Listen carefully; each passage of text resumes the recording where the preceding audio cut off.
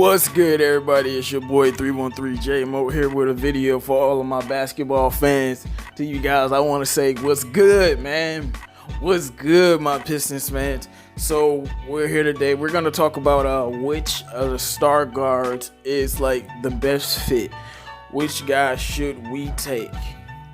I feel as if it's not as simple as just naming a player, because a player could work for your team for two different ways. It depends on what you're looking for to build your basketball team. But let's start off with the Ball brother, LaMelo Ball. Everyone knows who the man is. I mean, we knew who the man is since he was hitting half-court shots and dropping 90 points in high school games. We know Melo's best attributes are ball handling, dribbling, creativeness, and those are his main, in passing. Those are his main abilities. So I think he needs work when it comes to shooting. I think he needs work when it comes to defense. And I think he needs work when it comes to just being a better basketball player, having an IQ at the right times, knowing when to attack, knowing when to jack up stupid shots. Yes, there's a right time when you can jack up a stupid shot. Yes, there is. But when you're looking at all of that, so about Melo, let's break this down. As a basketball player, we're talking about a guy that's extremely crafty. He's extremely creative. He loves to score. He has that dog in him, as people would say. But that doesn't always mean it's going to be perfect chemistry for a team. So let's looking at LaMelo. You got, of course, Derrick Rose isn't taking the spot, but you got ball dominant guys like Derrick Rose on the team. I don't know if they would be really great for them two to play on the court at the same time, because neither one of them are great shooters. And D Rose needs to do what he wants to do. And then you got guys like Blake and Luke Kennard and Christian Wood. My point is, when you got ball dominant guys like Blake on the court, when you got the Pistons trying to establish something and trying to give Sekou more opportunity, you don't need a guard that's gonna just dribble the air out the ball and jack up a bunch of bad shots. Now, I'm not saying that's what Melo's gonna do, because he's an extremely great playmaker and he can break a lot of people down off the dribble, and that opens up a lot of things, whether it's shots or whether it's just getting the defense to commit to certain things. But Melo coming here, he will have a green light, but we're gonna have to reel him in, because like I said, he can't just be out there doing everything he wants. And the only reason I say that is, no matter what player we bring to this team, if we have a healthy Blake, none of them are better player than Blake Griffin year one. So you're coming to this team, it's not going to be your team year one. After year one, we'll get rid of Blake, and it is your squad. But so my point is, Blake is going to get the last shot if you want it. Simple as that, whether you like it or hate it. And the chemistry just needs to be right. Luke Kennard still needs to be shots. I mean, not needs to be shots, but still needs to be getting shots. And the thing that I pay attention to what LeVar says about Melo is he loves to score, man. So, and I know he loves to score, and sometimes that could be a detriment, but the dude is so nice. I mean, he's doing stuff that I won't say I've never seen before, but he's doing stuff where I'm like, wow, did he really just do that? Like, his creativeness with his dribble and the way he uses that creativity to score and pass the ball is second to none in this draft. And then bringing LaMelo would be a huge culture and franchise changer for the Pistons. I mean, it'll make us the holy mecca, man. it bring us back, man. So it will be a big deal, for revenue purposes. And looking at this team, you plug and play him right there instead of Reggie Jackson, you're gonna upgrade this team so much. And even though Melo it appears that he isn't a good defender. Like I said, it appears. His 6'7", a 6'7" guard instead of Reggie Jackson is just gonna work out better defensively, and he'll at least be able to switch. Now, he might get cooked, but being able to switch, sometimes can help. But I think Melo's overall an extremely great prospect, and we would be lucky to have him. But is he the best guard for the Pistons personally? Is he the number one guy that we should go after? I don't know. Let's break it down, man. We gonna talk about Anthony Edwards next. This guy right here is a scoring machine. Basically 20 points a game, 40% from the field, 29% from three. And I know you're saying those percentages aren't the best and the brightest, but let me tell you something about Anthony Edwards. If you questioning his field goal percentage, just watch him play. Like, and you know, and a lot of those other teams where you just able to chuck up shots and do whatever you want, your percentage is weighed. And I know what you're saying, but J-Mo, you always going in on Cole Anthony for having great numbers on not so good percentages. But guys, let me tell you something. Cole Anthony ain't built like Anthony Edwards. Anthony Edwards built like a tank. He's already got his NBA body and he's a freshman. This dude is a scoring machine. He's an athletic freak at 6'5". The D-Wade comparisons, I don't know about those comparisons only because he is not a passer like Dwayne Wade is. He averaged 2.8 assists. He like D-Wade could really dish it for some of those two guards. He's one of the best two guard passers. So I don't know if I'll compare him that way, but like, look, this dude could come in. His potential is coming in and averaging like 21, 23.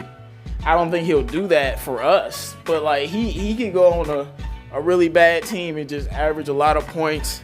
And if you want a point scorer, you want a closer, you want a bulldog, you know what I mean, he went to Georgia, he's the guy that you want. And honestly, looking at Anthony Edwards, now his main skills to me is his athleticism, being able to attack off the dribble. Sometimes his defense is questionable, but he does at least try to give effort in there in his defense if he's not tired. And like, to me, he's just an all-around scorer, like left hand, right hand, off the dribble, pull up three in your face, dunk on you. Like, he's just a person that you don't want to guard because they can kill you from the outside. And then if he gets you down low, now you getting dunked on. Like, he's just a complete athletic freak at the guard position. I think this kid is going to be extremely special. But is he a right guard for the Pistons? I think he really could be, because like how could you not like having a scorer like this? But at the end of the day, he's not a playmaker, and obviously, yes, he's better than Luke Kennard and Svi and Bruce Brown and Kyrie Thomas. But those are your guys. I think Galloway will be gone, but those are your guys that's gonna be, you know, playing at the two guard position. He comes in like he's gonna funnel all them guys out. And he might not be playing point guard, so we'll still have a hole at point guard. But who cares about a hole at point guard where you can get a guy that's about to come in and basically be an all-star, win Rookie of the Year, because he's a scoring machine and you can't do nothing about him. This boy Anthony Edwards is a special kid. I mean, the way he was dunking on some of these people from where he was jumping from, I'm like, dude, you're not supposed to be able to do that. But Anthony Edwards is another kid that I was watching since high school. And in high school, I'm like, this kid looks like a beast. That's back when I was watching Michael Porter Jr. and Zion and some other people. He came across and I saw this guy. I'm like, oh yeah, he going straight to the league. So Anthony Edwards could be a very good decision for us. But we must see, is that the right guard for the Detroit Pistons? Is that the right move? Now we have your main man, Killian Hayes, the #1 international prospect in this year's draft, just like Sekou was last year. Now this guy, compared to the other guys, he can just do it all. Like, he got the handles, he got the in-between game. He has everything that you need. He can pass the ball, he can score the ball, he can play defense, he has nice IQ. He's 6'5" with very great athleticism. Like, he just has a total package. You know, comparing him to the other guys to me, they're more of natural scorers. Some people are just like that. But Killian, he isn't a scorer. He isn't a passer. He's just a great player. And he's just an all-around, like, if he needs to play make, he'll start doing that. He needs to score, he'll start doing that. Because in a lot of the big tension moments, I saw dog in Killian. I saw killer mentality in Killian. I saw him going after it, trying to win these basketball games. And I like the young kid, and I think he has a lot of potential. And when you look at our roster and the fact that him and Sekou have an extremely good relationship, that could work out for us as well. But breaking down Killian's game, I think his best attribute is I can't really explain it. I feel like you just gotta watch him play to understand. But it's like his smoothness and his patience, to where you never are rushing Killian to do anything. You're not rushing him to make a shot. You're not rushing him to make a pass. You're not getting in his face and being a dog on the dribble, because he can just out dribble you. And he's just like never rushed, always patient, always smooth. It's like he glides. You know, I'm gonna be honest with you, man. He does remind me of Lonzo Ball a little bit, only because of that subtle smoothness and patience that you don't see, and then he just rifles a pass. I think he has an all-around game, a better all-around game than the other two. Not saying he's better than the other two, just a better all-around game because he has the defense, he has the passing, and he can shoot. He just has a lot of attributes, play overseas, and I think he will be a big value and a big addition to our team. And honestly, to me, he's the second best PG in this draft after guys that I've already told you about that I'm a fan of. But looking at Killian Hayes, is it the right move? Is this the guy that we should pick? Or is it Anthony Edwards? Is it LaMelo Ball? What's the right move for the Pistons? To me, when talking about these guys, there is no wrong move. So what's the right move? I would say the right move would be getting LaMelo Ball or Killian Hayes, just because of the connection with Killian Hayes and Sekou, and LaMelo just because of all the attention he's going to bring along with results. But those two guys are the guys you would want to lean towards, mainly because they're point guards. Anthony Edwards is probably the best player out of all three of them. But he's not a point guard. You know, he's more of a scorer now. Maybe he can develop into that. But to me, Killian Hayes might be the number one option for the Pistons, only because his relationship with Sekou. There's chances that we might not get a pick high enough to take LaMelo.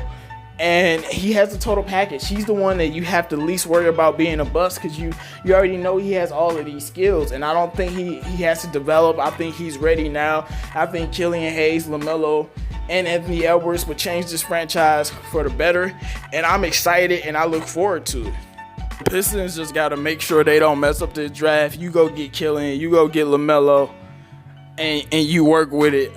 Make sure you like, comment, and subscribe. Let me know who you think, who's the best fit for the Pistons, LaMelo Ball, Killian Hayes, or Anthony Edwards. It's always Free Smoke Saturday, so we doing Above the Rim at 7 now. So make sure you check us out. It's your boy 313 J Mo.